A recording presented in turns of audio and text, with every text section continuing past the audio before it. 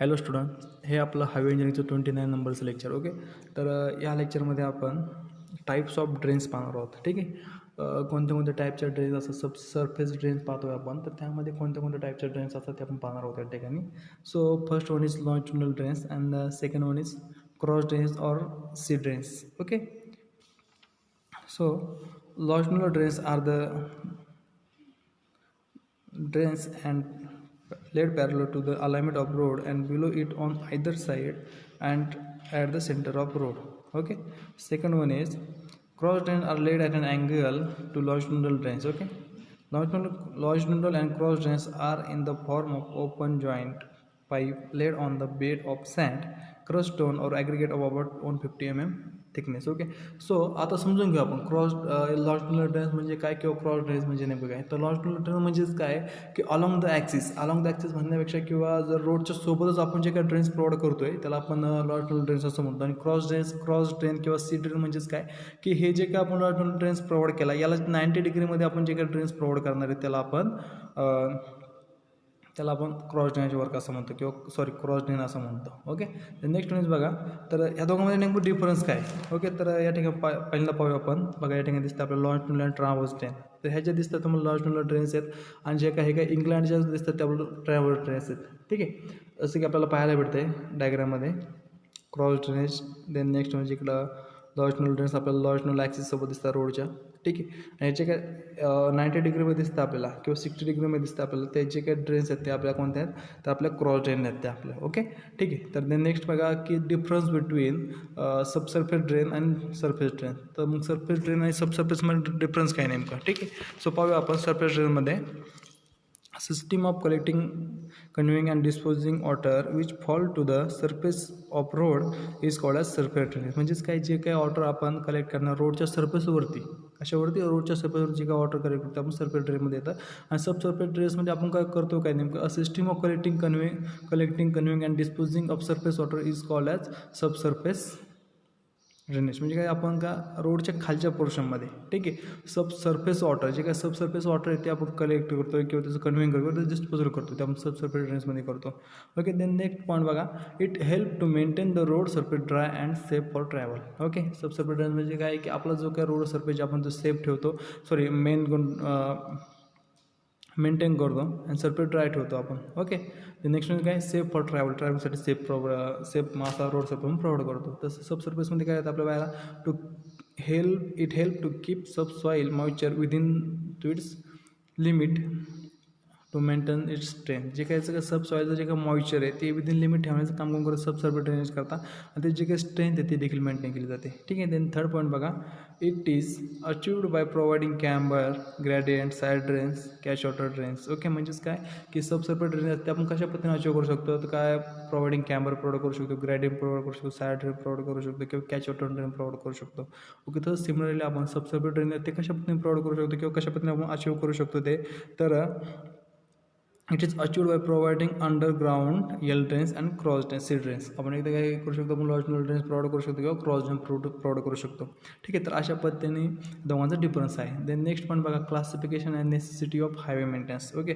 तर हे जे काय जे काय हायवे त्याचं हायवेचं जे काय मेंटेनन्स आहे ते कोणत्या पद्धतीने क्लासिफाय केलं किंवा त्याची गरज काय नेमकं ते पाहूया आपण. Maintenance is a process of keeping a road structure in original condition as constructed as far as possible. जसं की आपण रोड कन्स्ट्रक्ट केला होता. ठीक आहे. रोड कन्स्ट्रक्ट केला तर त्यावेळी त्याची काही स्ट्रेंथ होती. ठीक आहे. त्यावेळी जी काही स्ट्रेंथ होती काही वर्षानंतर ती डिक्रीज होते. तर आपण काय करतो की ती जी काही स्ट्रेंथ आहे ती ओरिजिनल वेळेस आपण किंवा स्टार्टिंगला जसं आपण कन्स्ट्रक्ट केलं त्यावेळी जी काही स्ट्रेंथ होती ती मेंटेन करायचं किंवा ती तशीच राहिली पाहिजे त्यासाठी आपण जे काही प्रयत्न करतो किंवा आपण जसं पद्धतीने त्याचं मेंटेन्स करतो. ठीक आहे. तर आपण मेंटेन्स असं म्हणतो. ओके. तर जे काही आपण रिपेअरिंग करतो त्याला आपण मेंटेनन्स असं म्हणतो. तर maintenance work start after the construction of road is completed. ज्या वेळेस रोडचं कंस्ट्रक्शन पूर्ण होते त्यावेळेस आपण तर मेंटेनन्स वर्क स्टार्ट करू शकतो. Okay. Then next preventive maintenance is very important because it is done before a certain failure of a defect raises. Okay. Then next one is बघा नेसेसिटी ऑफ मेंटेनन्सची गरज काय आहे नेमका. ठीक आहे. तर first point is to keep the road in serviceable condition without any defect. जर का रोड आहे आपला तो काय एक सर्व्हिसेबल कंडिशनमध्ये ठेवायचा विदाउट एनी डिफेक्ट त्यासाठी आपण करतो रोड मेंटेनन्स करतो. Then next one is to facilitate safe travel and smooth riding experience. जे काही आपले ट्रॅव्हलर्स आहेत किंवा जे काही ट्रॅफिक व्हेकल्स आहेत त्यांना आपण काय करतो safe travel and smooth riding experience यासाठी देखील मेंटेनन्स करावं लागतो. Then third point is increase the life of road, रोडची लाईफ इन्क्रीज करण्यासाठी देखील. आणि fourth one is maintain the aesthetic of road and its component. Then next one is to give the joy of riding. Then next one to prevent the future damage to the road. Okay, तर हे सगळे necessity point होते. मग नेमकं का provide करायचं आपण किंवा का मेंटेनन्स करायचं ठीक आहे, तर यासाठी ते पॉईंट होते. then नेक्स्ट पॉईंट बघा आपला classification of maintenance of operations. Okay, जे की आता आपण पाहिलं की क्लासिफिकेशन नेसेसिटी काय, मेंटेनन्स म्हणजे काय किंवा त्याची नेसेसिटी काय, ठीक आहे. तर त्याचं आपण क्लासिफिकेशन पाहायचं आहे. ठीक आहे, तर maintenance operation classified as below. ठीक आहे, तर first one is routine maintenance or periodic maintenance. Okay, or current repairs. Okay, त्यामध्ये पहा periodic repair are the repair work required to be done from time to time. Low cost road like WM road, village road require periodic maintenance. Okay, this is done by contact systems.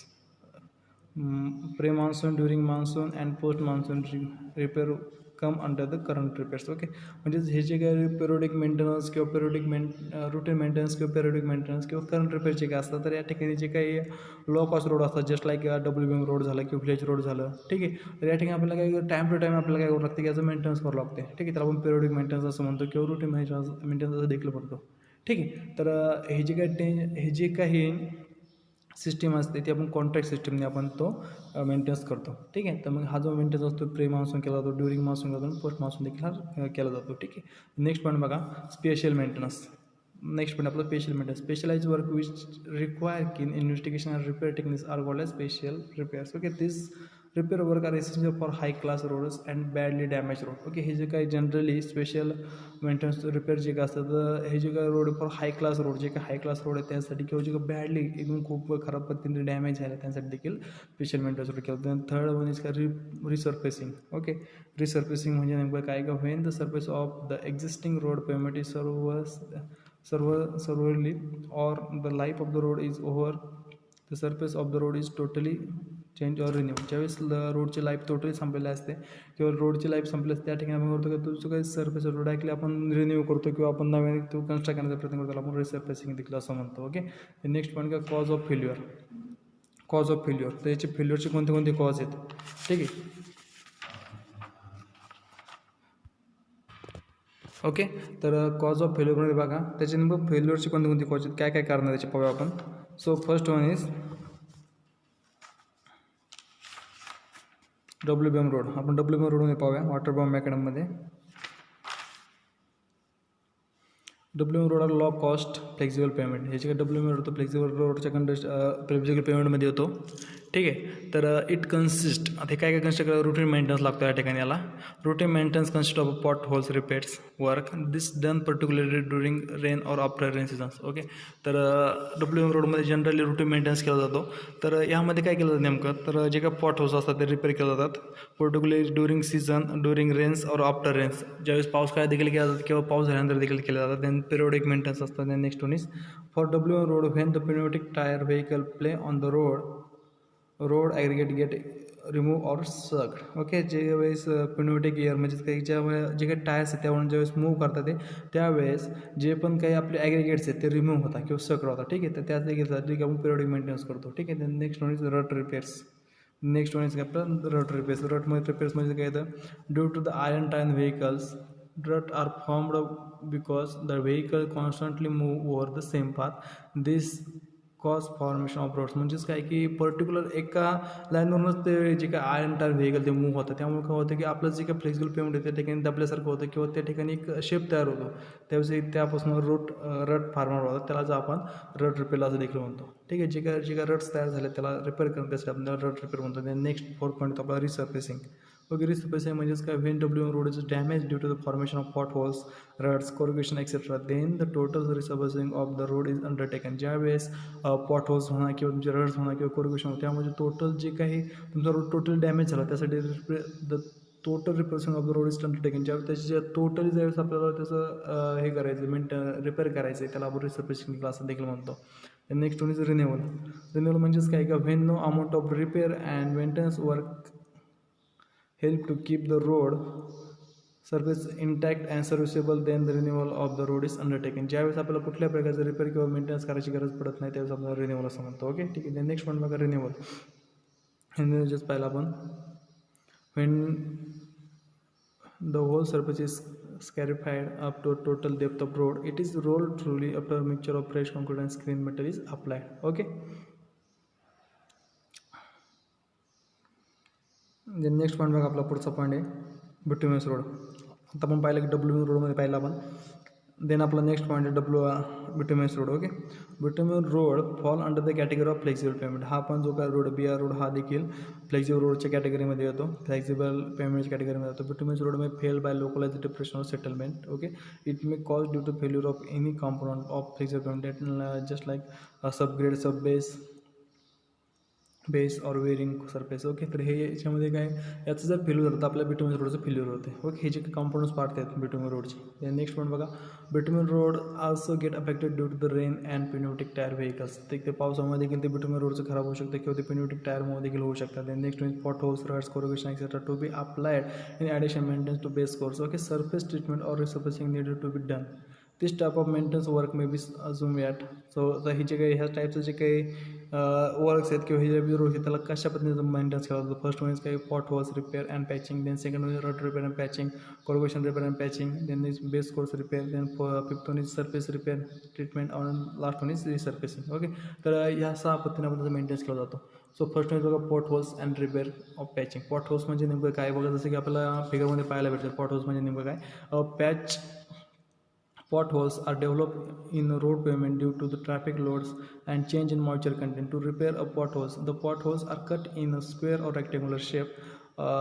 The material is excavated, surface is cleaned and broom tack coat of bitumen is applied. तर अशा पद्धतीने ज्या वेळेस जसं की आपल्याला फिगरमध्ये पाहायला भेटतं बघा सेक्शनमध्ये कशा पद्धतीने पॉट होल्स क्रिएट होतात. तर ज्यावेळेस आपला एखादा जो फ्लेक्सिबल पेमेंट त्या ठिकाणी जर एखादा सेक्शन किंवा एखादा एरिया जर आपला असं दबला जातो किंवा त्याचं फॉल होतं त्या ठिकाणी, तर आपण काय करतो एक स्क्वेअरमध्ये किंवा रेक्टँगल सेक्शनमध्ये आपण तो कट करतो, त्यातलं जर मटेरियल एक्सक्युटेड करतो आणि त्यावरती आपण काय करतो की ब्रूम केल्यानंतर आपण त्याच्यावरती टॅग कोड अप्लाय करतो. अशा पद्धतीने आपण पॉट होल्स रिपेअर करतो आणि पॅचिंग करतो आपण त्याची. ठीक आहे. नेक्स्ट वन बघा रूट रिपेअर्स. रूट रिपेअर म्हणजेच काय की जसं की तुम्हाला सांगितलं होतं मी की एका पर्टिक्युलर लाईनवरून जर फक्त त्याच पर्टिक्युलर लाईनवरून जर व्हेकल पास होत असेल किंवा त्याच लाईनवरून जर बार पास असेल तर ह्या पद्धतीने जसं की फिगरमध्ये पाहायला भेटतं त्या पद्धतीने रोड्स फॉर्म होतात.